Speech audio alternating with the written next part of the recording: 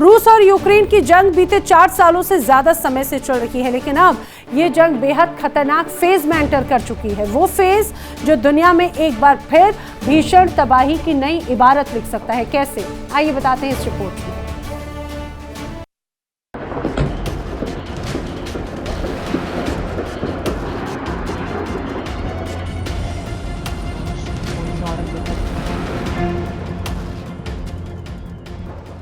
यूं तो यूक्रेन और रूस के बीच जंग 4 साल से ज्यादा के समय से चल रही है। तबाही पहले केवल यूक्रेन की जमीन पर बरस रही थी और अब यह तबाही शिफ्ट होकर रूस की धरती को दहला रही है। पुतिन के हाथों से न केवल जीते हुए इलाके बल्कि तेल और गैस का कारोबार भी तबाही की कगार पर पहुंच चुका है, जिसके बाद अब पुतिन का सब्र टूटता दिखाई दे रहा है।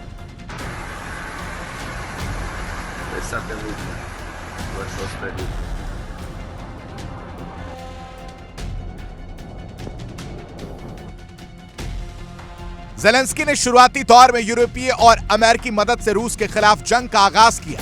शुरुआती दौर में यूरोपीय देशों और अमेरिका से मिले हथियारों के जरिए यूक्रेन ने रूस के खिलाफ जंग लड़ी, लेकिन धीरे धीरे यूक्रेन ने जंग के साथ जीना सीख लिया। यूक्रेन ने जंग के दौरान ही स्वदेशी हथियार विकसित किए। यूक्रेन की स्वदेशी मिसाइलें और ड्रोन अब मैदान जंग की तस्वीर बदल चुके हैं। यूक्रेन के हथियार अब न केवल बॉर्डर के इलाकों में बल्कि रूस के अंदर तक वार कर रहे हैं।